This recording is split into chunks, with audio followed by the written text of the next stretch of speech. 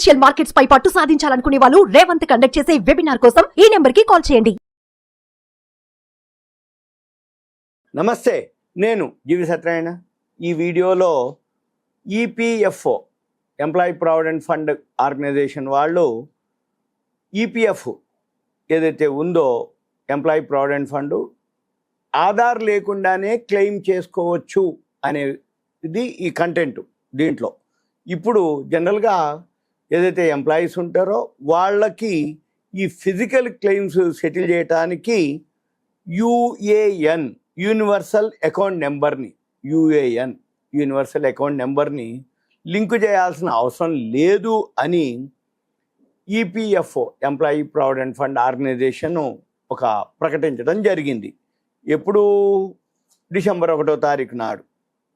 ఈ ప్రకటించడం వలన ఈ సర్క్యులర్లో ఏదైతే కొత్తగా ఏవైతే పేర్కొన్న సవరణలు ఉన్నాయో వాటి మార్పులు ఏందో చూద్దాం. ఈ మినహాయింపు ఏదైతే ఉందో అందరికీ కాదు, భారతదేశంలో తమ అసైన్మెంట్ పూర్తి చేసి ఆధార్ పొందకుండా స్వదేశానికి తిరిగి వెళ్ళిన అంతర్జాతీయ వర్కర్లు, అంటే మన వాళ్ళు కాకుండా మన దగ్గర పనిచేసి మళ్ళీ వాళ్ళ దేశానికి వెళ్ళిపోయినటువంటి అంతర్జాతీయ వర్కర్లు, లేదు విదేశాలకు వలస వెళ్ళి అక్కడ పౌరసత్వం పొందిన ఆధార్ లేని భారతీయులు, విదేశాలకు వెళ్ళి అక్కడ పౌరసత్వం పొంది ఆధార్ లేని భారతీయులకు ఈ మినహాయింపు వర్తిస్తుంది.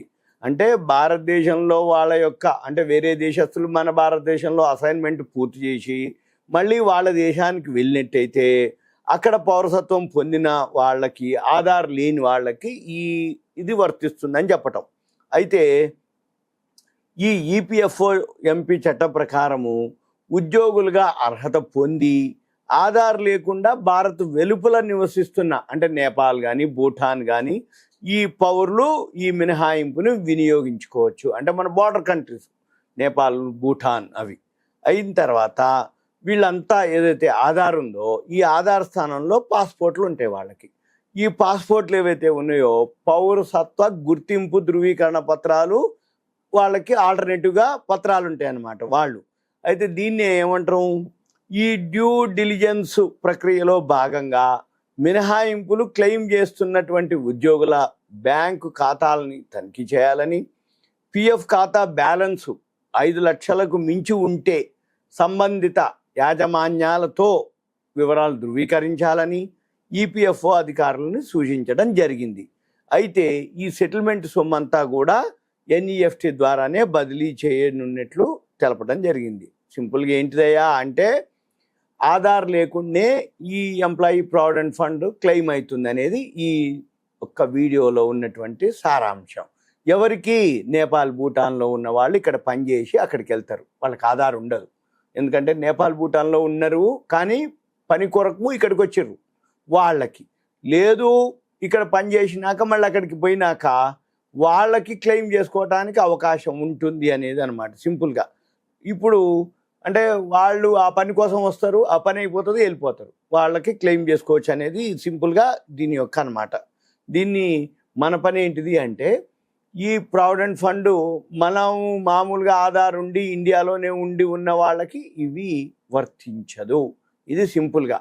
అయితే ఈపీఎఫ్లోనే ఇంకో కంటెంట్ ఉంది, అది కూడా మీకు దీంట్లోనే కలిపి చెప్పడం జరుగుతుంది. అయిన తర్వాత అదేంటిదో చూద్దాం.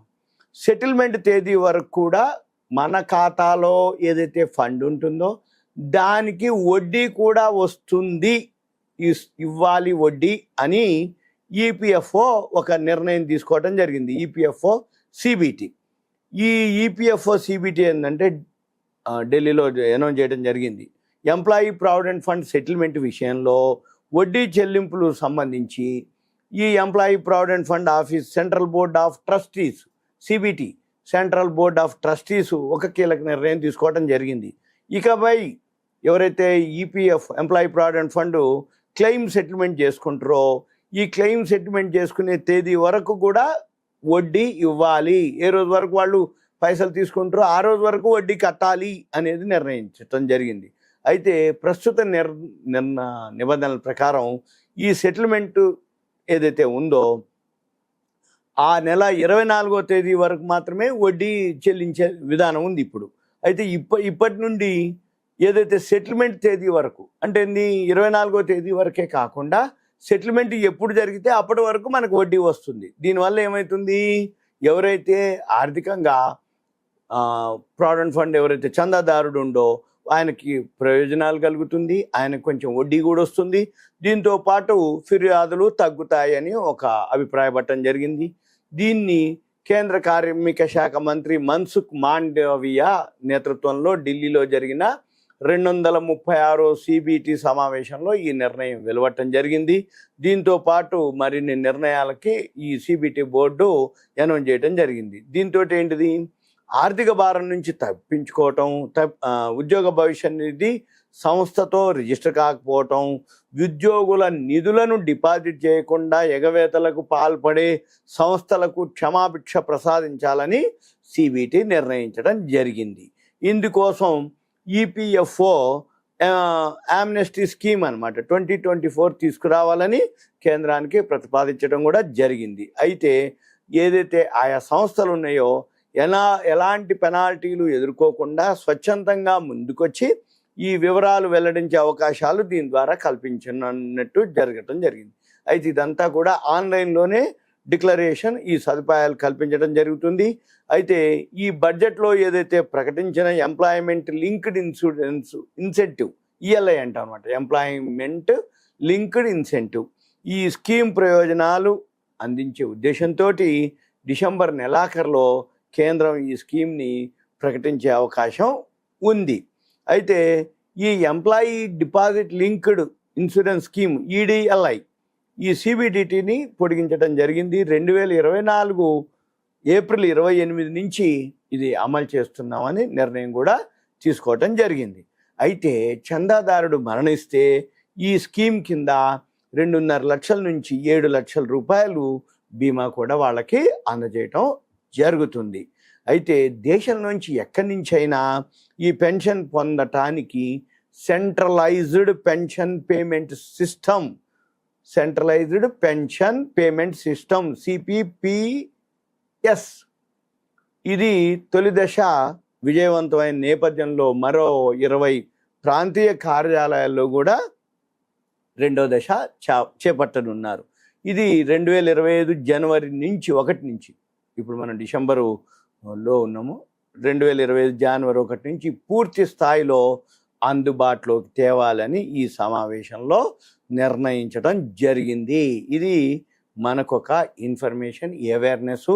ఎవరైతే సెటిల్మెంట్ తేదీ వరకు ఉంటారో వాళ్ళకు వడ్డీ వస్తుంది అనేది ప్రావిడెంట్ ఫండ్ ఆఫీస్ నుంచి ఉన్నటువంటి విశ్లేషణ. ఇదంతా మీకు ఒక awareness, education, information, knowledge purpose మాత్రమే. ఓకే, సుమన్ టీవీ ప్లస్ ధన్యవాదాలు. Thank you. సెలవు.